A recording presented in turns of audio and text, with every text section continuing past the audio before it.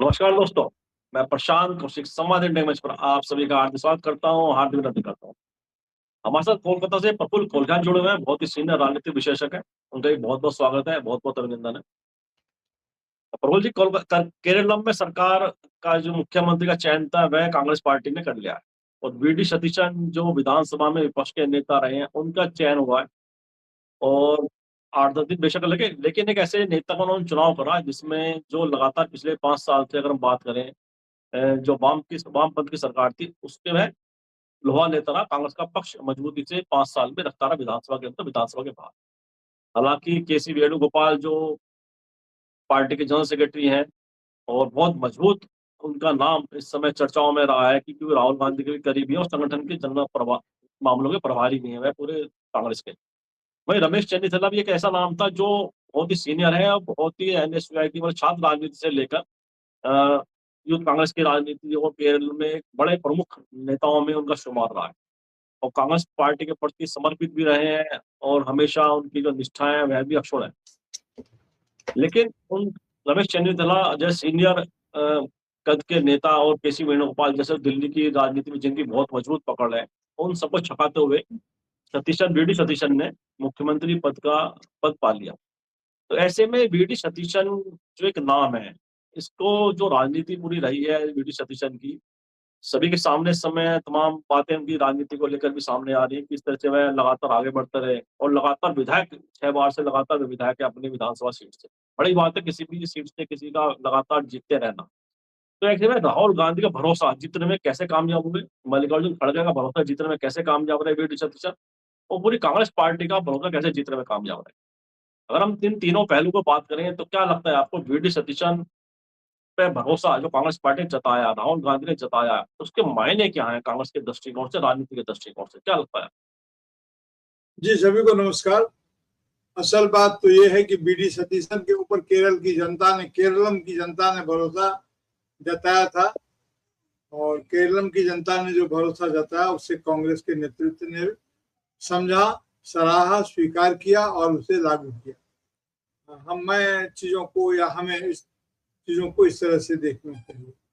यह फैसला राहुल गांधी का नहीं है, यह फैसला केरलम की जनता का है और उसको उन्होंने समझा और इसको लागू किया।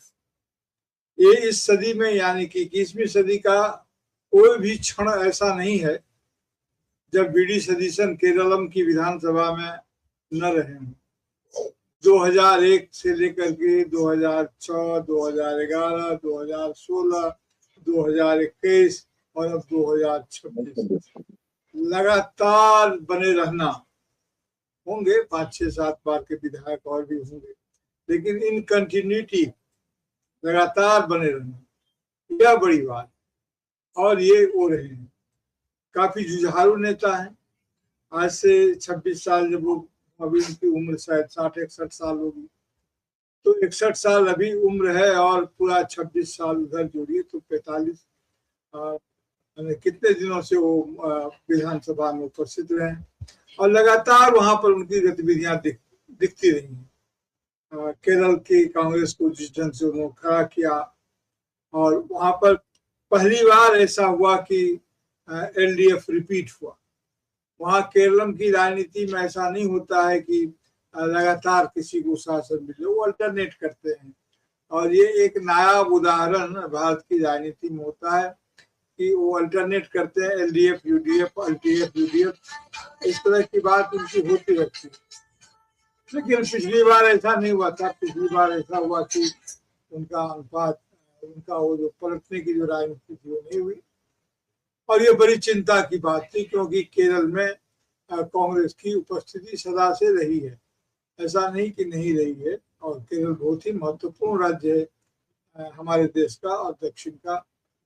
तो इसलिए ये अच्छा रहा कि इन्होंने किया। जो समय लगा, उस समय लगने का कारण ये था कि जो वेणुगोपाल जी थे और रमेश चन्नीथला थे, तो रमेश चन्नीथला काफी सीनियर है इनसे, वो भी लेकिन 70-71 साल के होंगे और क्या, 70-71 साल उनकी उम्र होगी, तो 10-11 साल के फर्क पर हैं। तो उससे कोई बात बनती बिगड़ती नहीं, उससे बहुत आता जाता नहीं है। बीडी सतीशन लगातार लड़ते रहे। रमेश चन्नीथला तो केंद्र में भी सक्रिय थे एक जमाने में। मेरी यह मान्यता है कि जो लोग केंद्र में इस समय में सक्रिय हैं या सक्रिय दिखते हैं, जिनकी भूमिका केंद्र में है, उनको राज्य के प्रशासन में या राज्य की राजनीति में उनको सलाहकार की भूमिका तो अदा करनी चाहिए। नाजायज दखलंदाजी से बचना चाहिए, वहां पर किसी गुटीय प्रोत्साहन या गुटीय स्थिति से बचना चाहिए। ऐसा क्यों मैं कह रहा हूँ? क्योंकि देखिए, अगर आप साफ साफ देखेंगे तो कांग्रेस पार्टी एक राष्ट्रीय पार्टी है। खास करके कांग्रेस पार्टी के बारे में कह रहा हूँ, भारतीय जनता पार्टी के बारे में क्या कहना, वो तो खुद ही बहुत सचेत होते हैं कि आपको फेडरल स्ट्रक्चर को अगर मेंटेन करना है तो अपने नेताओं को अभी दो वर्गीकरण करना होगा। जैसे हमारे यहाँ IAS होते हैं, जैसे हमारे प्रदेश के अधिकारी होते हैं, उसी तरह से अगर आपको केंद्र के नेतृत्व में जिनको लाना है, राज्य के नेतृत्व से ही उनको प्रमोट करके लाइए या सीधे लाइए। लेकिन अगर वो जैसे रिवर्ट मत कीजिए कि एक बार अगर कोई प्रमोट होकर के IAS पर पहुंच गया तो क्या कैरियर में वो फिर पीछे जाएगा? नहीं, उसको पीछे मत जाने दीजिए, आगे की बढ़ने की कोशिश कीजिए। और नहीं तो प्रभावशाली हैं तो वहीं पर रहें, या फिर अगर वहां लौटे तो फिर केंद्र में ना आए। क्योंकि इसके कारण है, इसके कारण यह है कि राज्य को अपने हित को ही देखना पड़ता है। राज्य के नेतृत्व को अपने राज्य के हित, अपने फेडरल एस्पिरेशन को ही देखना पड़ता है, जबकि संघ शासन में जो लोग आते हैं उनको दूसरे राज्यों के हितों से के साथ ही सामंजस्य स्थापित करना पड़ता है। तो उन्हें कॉन्ट्राडिक्शन से लड़ना होता है, कॉन्ट्राडिक्शंस को सुलझाना होता है। लेकिन जो राज्य में, इसीलिए क्षेत्रीय दल इतने पनपे ना। कांग्रेस तो चूंकि राष्ट्रीय पार्टी थी तो उसके एक राज्य में जो नीति है और दूसरे राज्य में वो नीति अनुकूल नहीं रह जाती थी या नहीं रह जा सकती है। तो उसी नीति को पूरे भारत में अगर लागू करना संभव नहीं होता है तो इससे लोग उनको, जो अपोनेंट पॉलिटिकल पार्टीज होती है, उनको एक्सपोज करती है बहाने कि आप वहां ये कह रहे थे, यहाँ ये कह रहे थे। इसलिए ये जो चुनाव हुआ है, मैं तो शुरू में ही मैं कह रहा था कि बीडी सतीशन ही अच्छे चुनाव, अच्छे कैंडिडेट हो सकते हैं। हाँ, रमेश चन्नीथला के बारे में मैंने कहा था, लेकिन केसी वेणुगोपाल के बारे में मैंने कहा था कि उनको नहीं जाना चाहिए वहां की राजनीति में। हालांकि सुनते हैं कि राहुल गांधी से उनकी काफी नजदीकी है और नजदीकी का के कारण जो शक्ति है, उस शक्ति का दबाव भी पार्टी पर पड़ता है। इसलिए दिल्ली के लोग भी, मैंने उनका एक कोना भी चाहता था कि केरल की राजनीति में एंगेज हो जाए तो राहुल गांधी तक उनका एक्सेस क्लियर हो जाए। तो ये बात अगर दिल्ली के लोगों में है तो राहुल गांधी जी को ये देखना चाहिए कि केसी वेणुगोपाल की उपस्थिति से किसी भी प्रकार की संपर्क अवरुद्धता, कॉन्टैक्ट जो डिटरेंस है वो नहीं होना चाहिए। केसी वेणुगोपाल अच्छे लीडर हैं, बड़े लीडर हैं, समझदार लीडर हैं, लेकिन उनको अवरोध नहीं बनना चाहिए। कांग्रेस जनों और कांग्रेस नेतृत्व के बीच में उनको डिटरेंस उनकी नहीं होनी चाहिए, वो डिटर नहीं करें तो ये अच्छी बात है। वो नहीं करेंगे, किसी कारण से करते होंगे तो शायद पर डिस्ट्रक्शन ही होता होगा। एनीवे, तो उनको बधाई। इतना दिन जो समय लग गया यह भी कोई बुरी बात नहीं है, कई दिन तक लगते हैं। दिल्ली के मुख्यमंत्री का चुनाव कितने दिन हो, ये आंतरिक मामला होता है। देखना ये होगा कि उनकी नियुक्ति से लोगों की जीवन शैली या लोगों के जीवन यापन पर क्या प्रभाव पड़ता है, क्या फर्क पड़ता है, उनके डेमोक्रेटिक जो राइट्स हैं, एस्पिरेशंस हैं, उसको पूरा करने में कितने सक्षम होते हैं। मुख्यमंत्री के चुनाव में अगर थोड़ा विलम्ब हो जाता है तो पर्ची का निर्विवाद निर्द्वंद मुख्यमंत्री बनने से अच्छा है कि थोड़ा ताकत आजमा कर बने और थोड़ा सा द्वंद्व को जीत करके बने तो और अच्छा होता है। राजनीतिक रूप से कांग्रेस को ये मौका मिला, कांग्रेस ने इसको किया और द्वंद्व के बाद सही निष्कर्ष पर पहुंचा और सही नेतृत्व दिया। क्योंकि अब जानते हैं कि केरल की जनता ने पिछले 5 साल इन्होंने काफी मेहनत की है और जाहिर है कि जो अन्य जो घटक दल हैं उनके साथ भी इस मेहनत में उनको भी नहीं लगता होगा बहुत, और जो विरोधी पक्ष के लोग हैं, जो एलडीएफ के लोग हैं, उनको भी अच्छा नहीं लगता होगा, उनसे भी टकराव में जाते होंगे। तो उस तरह से देखें तो वी.डी. सतीशन को केरल की जनता का तो सपोर्ट था, लेकिन घटक दलों का या घटक दलों के एक फ्रैक्शन का उतना सपोर्ट नहीं था, और इसीलिए शायद समय लग रहा हो, और राहुल गांधी ने सबको मनाया है और ये निर्णय हुआ है। देखिए आगे क्या नीतियां आती है। फिलहाल तो मुझे लगता है कि अच्छा ही फैसला हुआ है, इससे कांग्रेस को खड़े होने में भी मदद मिलेगी। अब धीरे धीरे ऐसी स्थिति बनती जा रही है। आपने कहा कि दक्षिण में दायरा बढ़ा है कांग्रेस का। देखिए कांग्रेस का दायरा तो पूरे भारत में है और दक्षिण में भी है, क्योंकि दक्षिण और उत्तर का भेद कांग्रेस की राजनीति में नहीं हुआ है।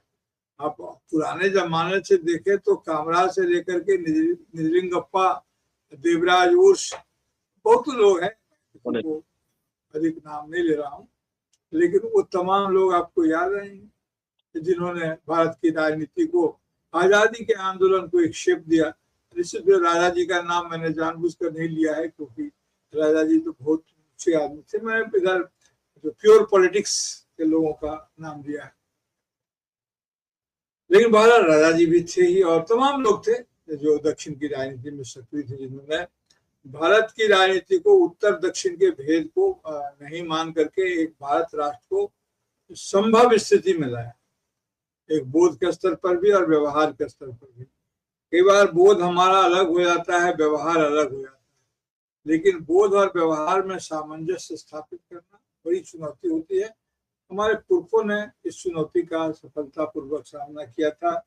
आज हम इस पे फेल हो रहे हैं। प्रधानमंत्री, अफसोस के कहने के साथ कहना पड़ता है कि प्रधानमंत्री नरेंद्र मोदी के नेतृत्व में, जो कि इनकी पृष्ठभूमि आरएसएस की है, हम बोध और व्यवहार में सामंजस्य नहीं रख पा रहे हैं। तो ये स्थिति है। देखिए बोध क्या होता है ना, कई बार भाषा को, हमारी भाषा को भी समझाना पड़ता है। बोध क्या होता है? महात्मा बुद्ध को गया में ज्ञान की प्राप्ति नहीं हुई थी। बहुत सारे लोग बोलते हैं कि ज्ञान की प्राप्ति, महात्मा बुद्ध को गया में बोध की प्राप्ति हुई, इसीलिए बोध गया, ज्ञान गया नहीं है। ऐसा नाम ज्ञान गया होता, तो बोध गया। तो बोध में और फिर ज्ञान में क्या अंतर है? ज्ञान अच्छी चीज है, लेकिन ज्ञान खतरनाक भी हो सकती है, लोगों के विपरीत भी हो सकती है। ज्ञान के साथ जब विवेक भी मिल जाता है, ज्ञान जब विवेक के अनुशासन में काम करता है, तब जो होता है, जो फैकल्टी पैदा होती है, उसको बोलते हैं बोध। तो बोध मतलब ज्ञान प्लस विवेक। तो इसलिए मैं कह रहा हूं कि बोध और व्यवहार में मेल जोल होना चाहिए, जो कि इनके नेतृत्व में कम हुआ। हमारे पुरखों ने इस चुनौती का सामना किया था, चाहे महात्मा गांधी हो, चाहे पंडित जवाहरलाल नेहरू हो, राजेंद्र प्रसाद हो, दक्षिण के राजा जी हो, कई लोग ऐसे थे, विनोबा भावे हो, किसका नाम लिया जाए नहीं लिया जाए, बाबा साहब अम्बेडकर हूँ, तो नाम लेने में भी एक जोखिम होता है। तो बहरहाल, लेकिन हाँ, ये सभी लोग जो थे, इन्होंने बोध और व्यवहार में सामंजस्य का परिचय दिया था। अभी मुझे केरल की राजनीति में इनकी जो वी.डी. सतीशन को जो जगह मिली है, मुख्यमंत्री का दायित्व मिला है, इसमें भी मुझे बोध और व्यवहार में सामंजस्य मिलता हुआ दिखता है, सामंजस्य होता हुआ दिख रहा है, इसलिए महत्वपूर्ण मेरी नजर में है।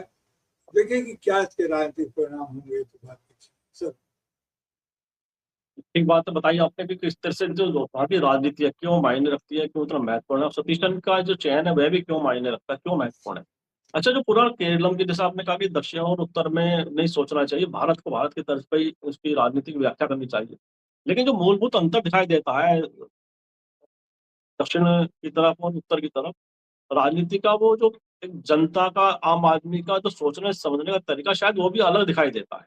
राजनीतिक तौर पर, राजनीतिक विचार की बात करें, पूरा देश एक है, पूरे देश की एकता है, अखंडता, सभी को अक्षुण्ण रखने के लिए काम करना चाहिए, लेकिन जो राजनीतिक विचार है, राजनीतिक समझ और सोच है, अगर हम देखें उसमें कितना जो मूलभूत अंतर है वह भी स्पष्ट रूप से दिखाई देता है। हाँ, जिस तरह की बीजेपी की जो राजनीति का जो शैली है, वह अभी तक दक्षिण भारत में उतनी कामयाब नहीं हो पाई जितना वह प्रयास करते हैं। भाई कांग्रेस उत्तर भारत में कमजोरी के बावजूद भी वहाँ पे अपना प्रभाव लगातार स्थापित करते रही है और कामयाबी लगातार होती रहती है। तो ये जो मूलभूत अंतर है राजनीतिक सोच का या राजनीतिक वहाँ की लोगों की जो विचार है, उसको समझने का, देखने का नज़रिए में क्या अंतर है? क्यों मूलभूत अंतर क्या है बेसिकली? देखिए, राजनीति के मूलभूत अंतर को अगर हम देखने समझने की कोशिश करें प्रशांत जी, तो कई दृष्टिकोण हो सकते हैं, लेकिन मैं इस बात को मान के चलता हूं कि आपातकाल के प्रति जो दृष्टिकोण था, वह दृष्टिकोण आगे की राजनीति में लगातार महत्वपूर्ण साबित होता गया उत्तर दक्षिण की राजनीतिक शैली के विकास के प्रति। राजनीतिक रूप से इमरजेंसी की प्रशंसा कोई नहीं करता है, मैं भी नहीं करता हूँ कि नागरिक अधिकार लोगों के क्यों वंचित किए जाने चाहिए। अगर ऐसी कोई स्थिति उत्पन्न हो गई थी तो उसके लिए दूसरे औजार आपको अपनाने चाहिए थे, और जाहिर है कि वह आपकी विफलताओं से निकली हुई बात थी। बहरहाल, लेकिन यह बात तय है कि उस समय में जब इंदिरा गांधी ने इमरजेंसी की घोषणा की थी तो उसके कुछ वैध कारण भी थे, और वो वैध कारण क्या थे? वो वैध कारण ये थे कि लगातार जो इसको आज फाशीवादी शक्तियां कहते हैं, वो शक्तियां लगातार हावी हो रही थी और उनके डिमांड, देखिए 1947 में हम आजाद हुए, 1952 की बात है, और 23 साल बाद ही इमरजेंसी लगानी पड़ गई। तो ये कोई बहुत अच्छा टाइम पीरियड तो है नहीं आज देखें तो।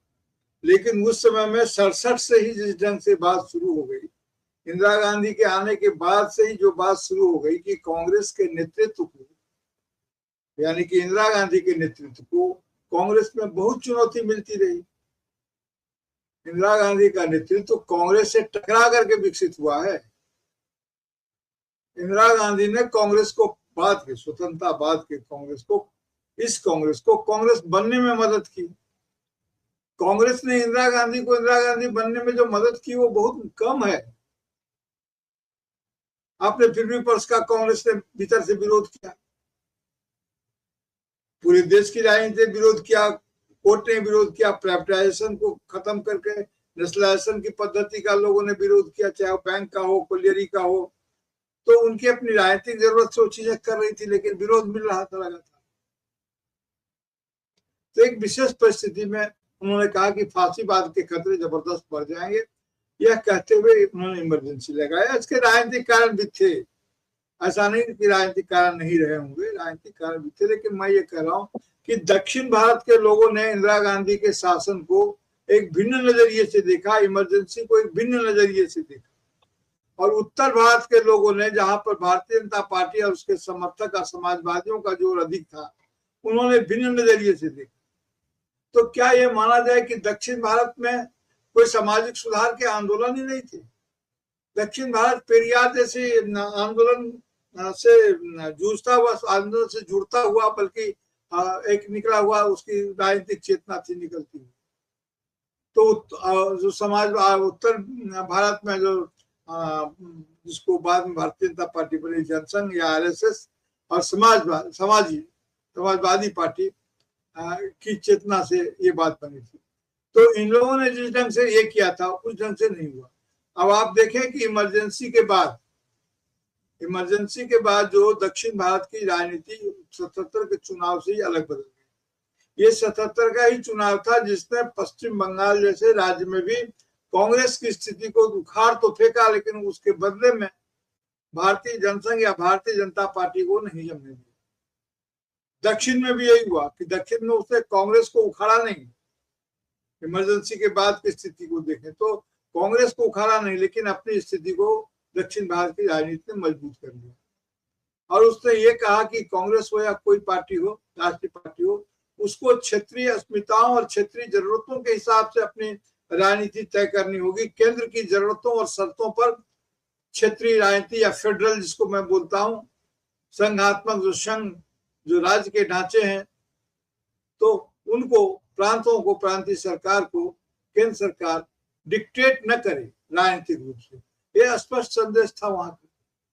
और इसलिए अभी अगर कांग्रेस ऐसा अगर हो रहा है तो उस समय भी कर्नाटक से, आंध्र प्रदेश से इंदिरा गांधी जीत करके आई, अच्छी खासी सीटें उन्हें मिली थी।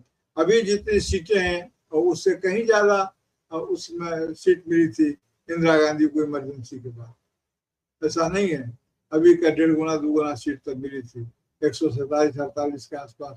सीएम स्टीफन शायद नेता बने थे, नेता कांग्रेस की तरफ से, नेता प्रतिपक्ष।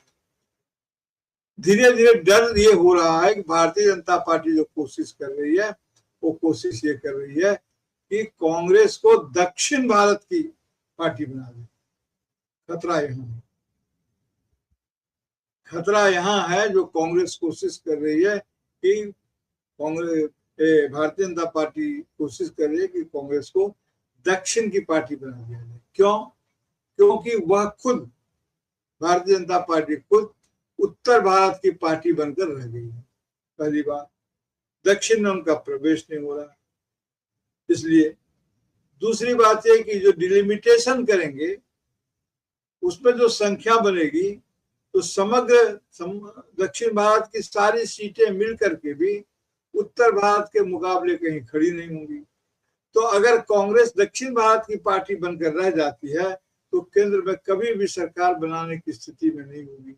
ये एक खतरनाक खेल हो सकता है और इस खतरनाक खेल को कांग्रेस को समझना है, पार करना है, जीतना है। और भारत के लोगों को इस बात को समझना है कि कांग्रेस सिर्फ दक्षिण भारत की नहीं, कांग्रेस पूरे भारत की पार्टी है। और इसलिए अगर वह दक्षिण भारत की पार्टी में, दक्षिण में उसका दायरा बढ़ रहा है, इसका मतलब यह भी हो सकता है कि भारत में उसका दायरा कम हो रहा है। ये जो मैं उम्मीद करता हूं कि आप मेरी बात समझ रहे होंगे कि दक्षिण में जब आपका दायरा बढ़ रहा है तो वह उत्तर में आपके दायरे के कम करने की कीमत पर तो नहीं बढ़ रहा है।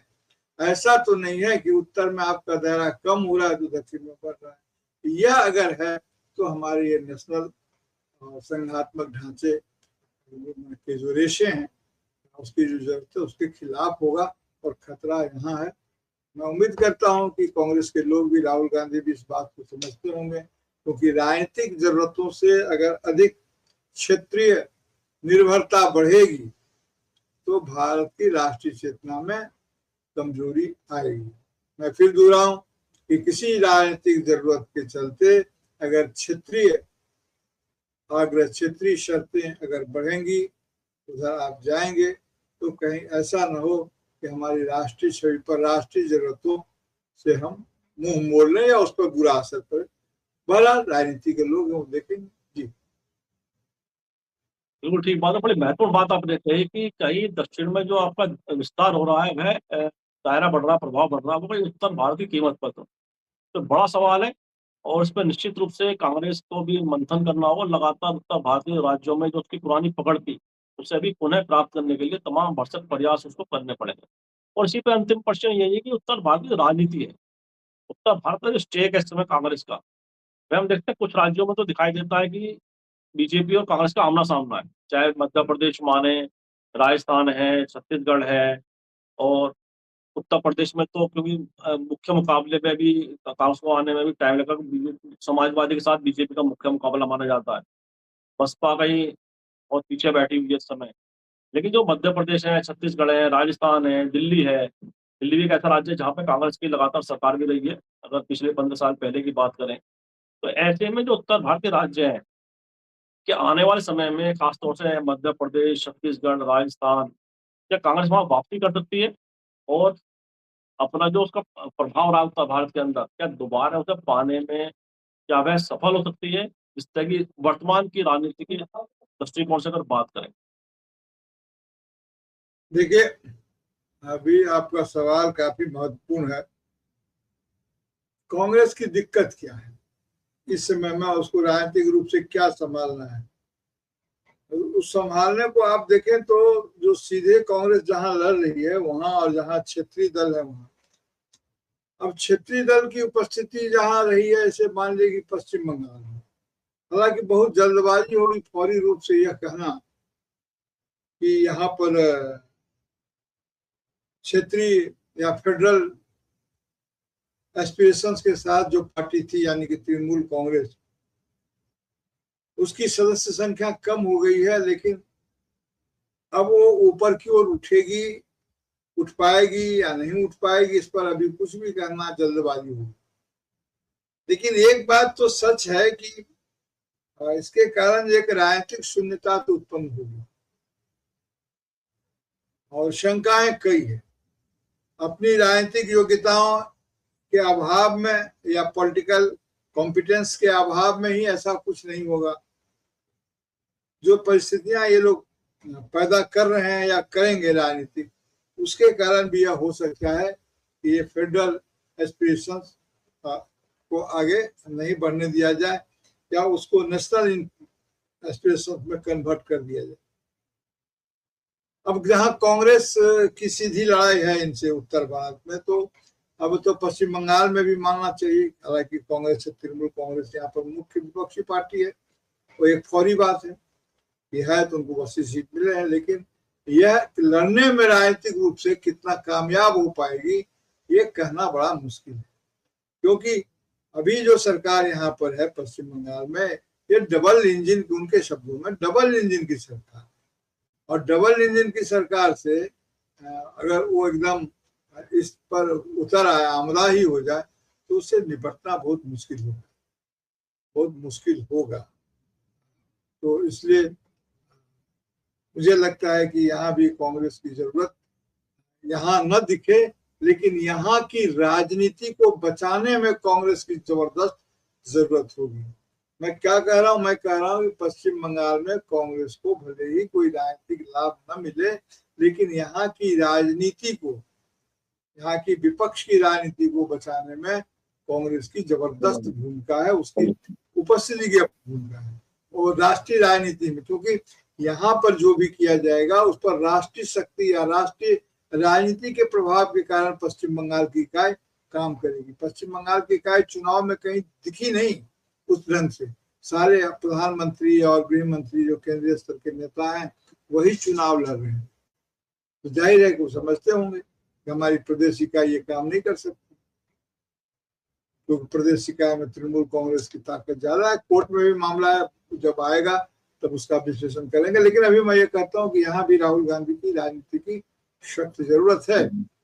अब उधर आप देखें तो कहाँ है, उत्तर में इनकी जरूरत है। छत्तीसगढ़ की आपने चर्चा की, छत्तीसगढ़ लीजिए, राजस्थान लीजिए, मध्य प्रदेश हरियाणा भी, यो ही मैं कह रहा हूँ, छत्तीसगढ़ ले लीजिए, राजस्थान ले लीजिए, उत्तर प्रदेश ले लीजिए, उत्तराखंड ले लीजिए, हरियाणा ले लीजिए। अब जो बंगाल में जैसी नई परिस्थिति है वैसे ही बिहार में भी है, तो बिहार भी ले लीजिए, क्योंकि वहां पर तेजस्वी यादव की उपस्थिति तो है, कामयाब है, लेकिन उतने सीट ला करके भी तेजस्वी यादव अगर ले भी आए तो केंद्र की राजनीति में एक राष्ट्रीय पार्टी तो चाहिए जिसका वो समर्थन कर सके और जिसे समर्थन ले सके। तो ऐसी पार्टी कौन है? कांग्रेस के अलावा। और यही समर्थन दे सकने और समर्थन ले सकने की स्थिति अखिलेश यादव जी की भी है, यही ममता बनर्जी की भी रहेगी कि कोई एक ऐसी राष्ट्रीय पार्टी को चिन्हित करें जिससे वो राजनीतिक समर्थन ले सके और जिसको अपना राजनीतिक समर्थन दे सके। इस समर्थन ले सकने और दे सकने में वामपंथी चेतना अलग है।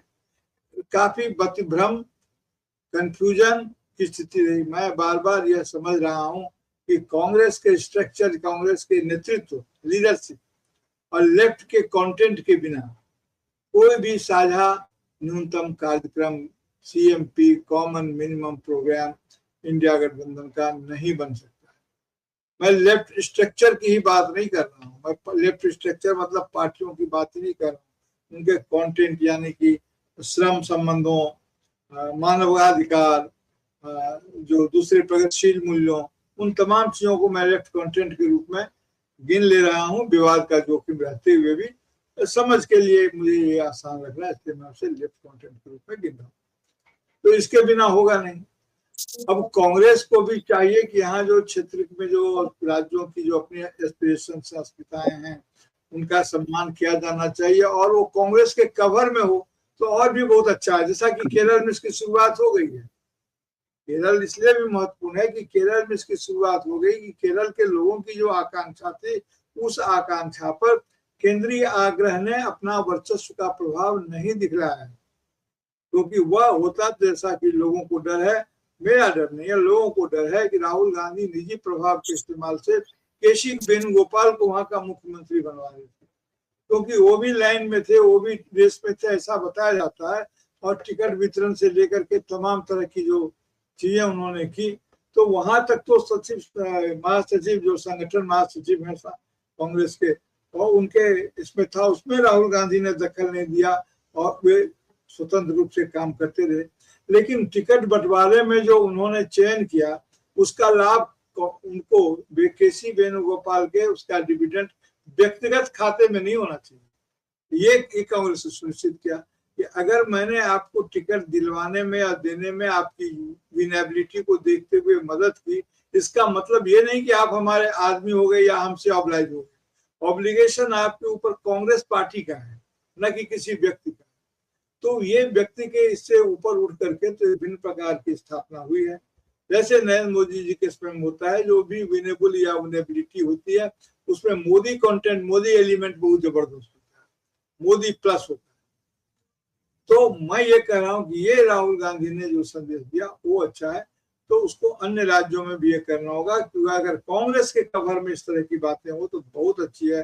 अगर कांग्रेस के कवर में ये बात नहीं हो रही, कहीं समाजवादी आंदोलन, कहीं तृणमूल कांग्रेस के रूप में हो, कहीं आरजेडी के रूप में हो, तो वहां भी, या कहीं जेजेपी के रूप में भी, उस कवर में भी हो, तो उसको ये देखना होगा कि कांग्रेस के साथ वो कैसा रिलेशन है, और उस रिलेशन के बनते रहने पर भी कांग्रेस को अपने उन जगहों पर जहां नहीं सक्षम है, वहां अपनी राजनीति की सॉफ्ट लाइन के माध्यम से अल्टरनेट पॉलिटिक्स की व्यवस्था करनी चाहिए। विपक्ष की नहीं मैं कह रहा हूं अल्टरनेट की। अगर उत्तर प्रदेश के कांग्रेस को चंगा करना है तो वह समाजवादी पार्टी के अखिलेश यादव के खिलाफ होकर नहीं, उसके एक्सटेंशन और अल्टरनेट होकर के कांग्रेस अपनी पॉलिटिक्स कर सकती है। इन दोनों को खिलाफ तो भारतीय जनता पार्टी के करना है। लेकिन होता ये, जैसे कि यहाँ भी हुआ, पश्चिम बंगाल में भी हुआ, कि कांग्रेस अगर यहाँ लड़ने आई तो वो तृणमूल कांग्रेस के अल्टरनेटिव, और जिसको बोलते हैं एक्सटेंशन कर लीजिए या अल्टरनेटिव पॉलिटिक्स नहीं करके, और ऐसा लगने लगा कि वह इनके भी विरुद्ध है।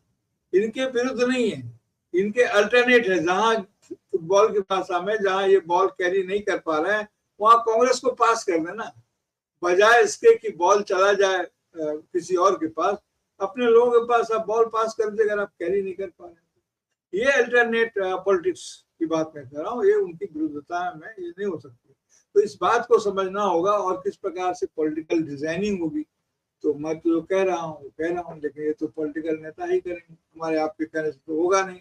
एक नागरिक के रूप में हमारी ये इच्छाएं है, ये आशा, ये तरीका लगता है कि सही हो सकता है। बहरहाल देखिए, काफी दिलचस्प है। भारत बहुत बेचैन स्थिति में है। दुनिया के किस देश ने कब कहा कि अपने नागरिकों को कहा कि तुमको यह नहीं खरीदना चाहिए, वह नहीं खरीदना चाहिए, ऐसा नहीं करो, ऐसा नहीं करो। अरे आप बताइए हुजूर, आप सरकार हैं, आप क्या कर रहे हैं? जनता मालिक है देश की ना, जनता कहेगी कि सरकार को क्या करना चाहिए, सरकार न कहे कि जनता को क्या करना चाहिए। तो मैं ये कह रहा हूँ कि देश जो नीतियां बनी, अचानक चुनाव खत्म हुआ और आपको सब पता चल गया कि दुनिया में बहुत बड़ा संकट है, और चुनाव तक आपने संकट को पास नहीं पटकने दिया।